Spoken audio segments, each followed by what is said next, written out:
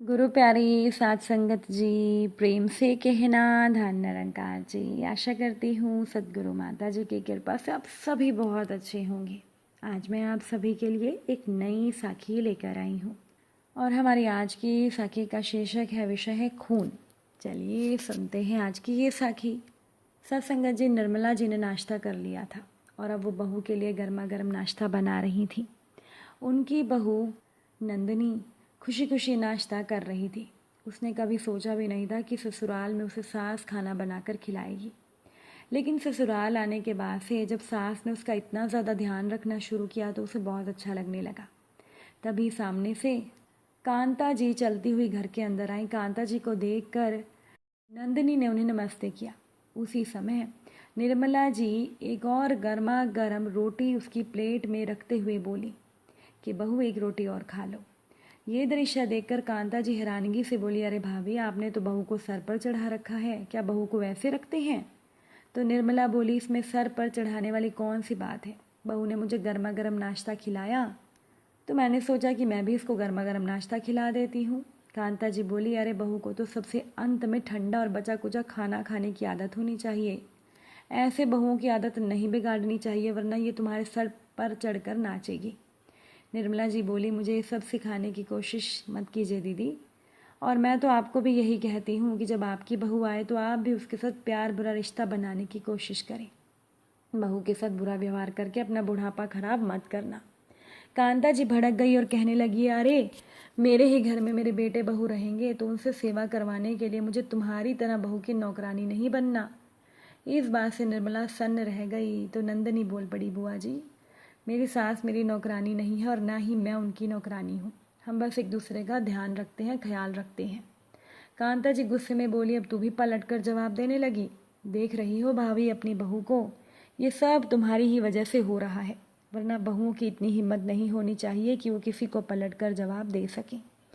तो सास संगत जी, निर्मला जी बोली, मैंने मेरी बहू को यही सिखाया है कि कोई भी गलत बात बोले तो उसका विरोध करो, इसमें कुछ गलत नहीं।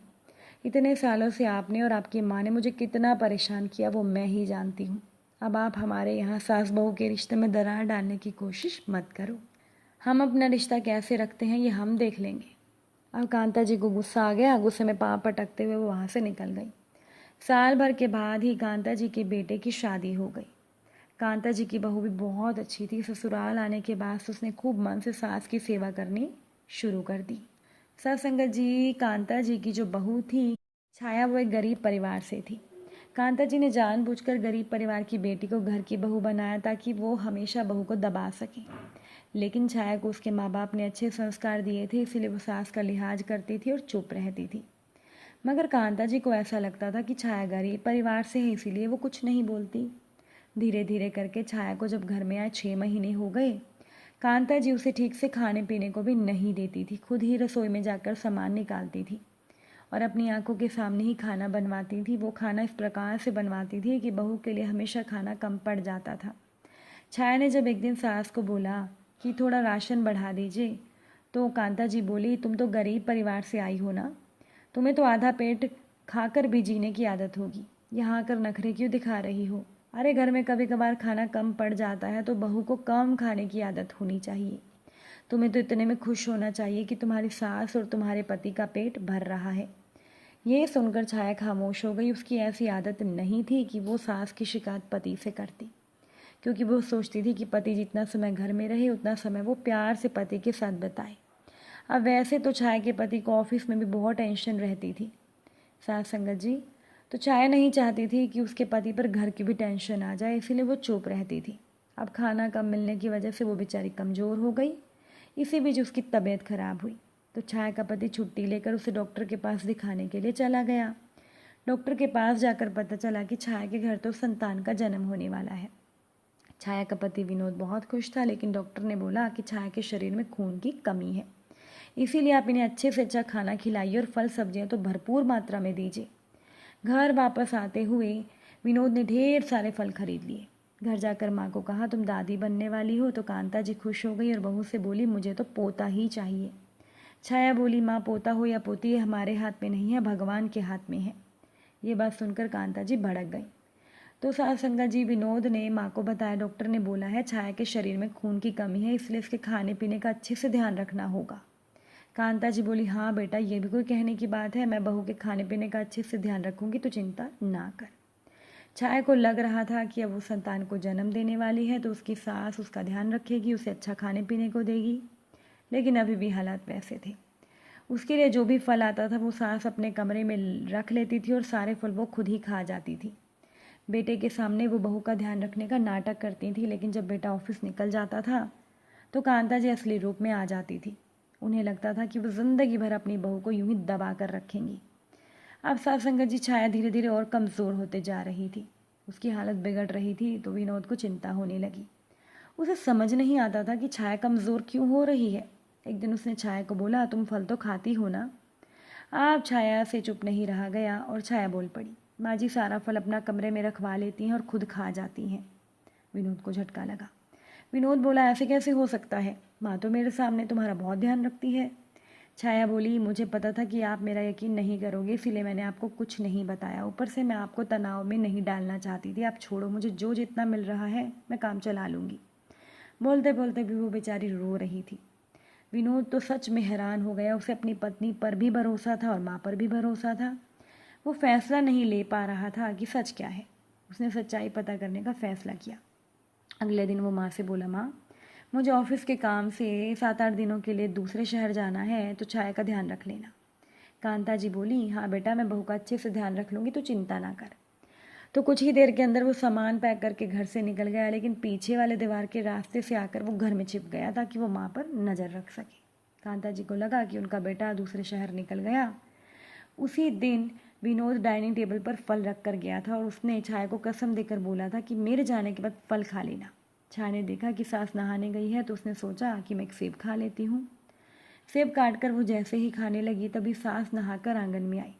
बहू को सेब खाता देखकर वो बोली, अरे गरीब परिवार की लड़की, तुझे पता भी है सेब कितने महंगे हैं, ये मैं खा लूँगी, ला इधर दे। मैं तो जानबूझकर तुझे गरीब परिवार से लाई थी, गरीब परिवार की लड़की लाई थी, ताकि खाने पीने में वो लड़की ज़्यादा नखरे ना दिखाए। छाया धीरे से बोली कि मुझे विनोद ने फल खाने की कसम दी थी, डॉक्टर ने भी बोला है मेरे शरीर में खून की कमी है। तो सास बोली, ज़्यादा खून होगा तो मेरे सिर पर चढ़कर नाचेगी, थोड़ा कमज़ोर होगी तभी तो चुपचाप मेरी गुलामी करेगी। इतना कहकर फलों की टोकरी छीनकर वो अपने कमरे में ले गई और उसी समय विनोद कमरे से बाहर निकल आया।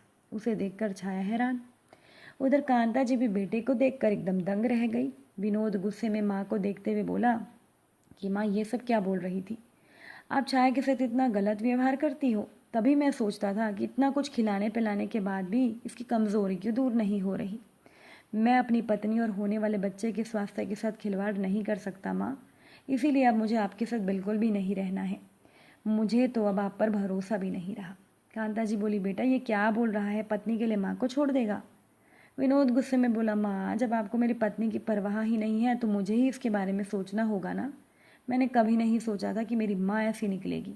कहते कहते वो तो रो ही पड़ा। कांता जी गुस्से में बोली, ये मेरा घर है, मेरे घर में मैं जिसे चाहे जैसे रखूँ वैसे रखूँगी, तो इतना क्या बोल रहा है। औरतों को खून की थोड़ी बहुत कमी तो होती ही रहती है, इसका मतलब ये नहीं कि पत्नी के लिए तो घर छोड़ देगा। विनोद हाथ जोड़ते हुए बोला, माँ ये ना बात आप नहीं समझ रही, लेकिन ये गलत है और मैं गलत का साथ नहीं दूंगा। अभी भी आप ये नहीं कह रही कि आगे से मैं ऐसी गलती नहीं करूँगी, बल्कि आप अपने आप को ठीक कह रही हैं। इसीलिए मैं अपनी पत्नी और बच्चे की सुरक्षा के लिए घर छोड़कर जा रहा हूँ। कांता जी बोली, जा चला जा, तुझे रोका किसने है। विनोद हैरान था। उसे लगा था कि उसकी माँ बोलेगी कि आगे से वो ऐसा नहीं करेंगी और वो भी उन्हें माफ़ कर देगा, लेकिन माँ ने तो जाने को बोल दिया। अब टूटे हुए मन से किराए के मकान की तलाश विनोद करने लगा और इधर कांता जी गांव में बैठी बैठी यही सोचती रही कि घर तो उनका है ही, बेटे बहू को जहाँ जाना है चले जाएं। तो सास संगत जी इसी बीच एक दिन सुबह देर तक वो कमरे से बाहर नहीं आई तो विनोद उनके कमरे में गया। वो ये देखकर हैरान हो गया कि उसकी माँ तो बिस्तर से हिल भी नहीं पा रही, उनका पूरा शरीर अकड़ गया था। तुरंत वो माँ को लेकर अस्पताल गया। वहाँ पता चला कि उसकी माँ को लकवा हो गया है और अब वो कभी चल फिर नहीं पाएंगी। ये देखकर वो हैरान। खैर अब उसकी देखभाल, माँ की देखभाल तो बेटे को ही करनी थी क्योंकि वो इकलौता बेटा था। तो विनोद ने माँ की सेवा के लिए एक नर्स रखी। कांता जी जो हमेशा बहू के खाने पीने पर नज़र रखती थी, जो उसके हिस्से के फल भी खा जाती थी, आज वो खुद ही अपने खाने पीने के लिए बहू पर निर्भर हो गई थी। अब घर की सारी जिम्मेदारी छाया संभालती थी। हालांकि समय बदलने के बाद भी छाया में कोई घमंड नहीं आया। वो सास के खाने पीने में कोई कटौती नहीं करती थी, क्योंकि उसे लगता था कि सास को हिस्से की सज़ा तो मिल ही रही है। वो बेकार में ही अपनी सास से कोई बदला लेकर अपने कर्म क्यों खराब करे। इसलिए साथ संगत जी, छाया ने तो अपनी सास के साथ अंत तक अच्छा व्यवहार ही रखा। अगर आज की ये सखी आप सभी को अच्छी लगी हो, वीडियो को लाइक शेयर ज़रूर करिएगा। आप सभी से फिर मुलाकात होगी नई सखी नए विचारों के साथ। तब तक के लिए खुश रहिए, सेवा सिमरन सत्संग कीजिए, सद्गुरु माता जी के चरणों से जुड़े रहिए। बड़े ही प्रेम से बोलिए धन निरंकार जी।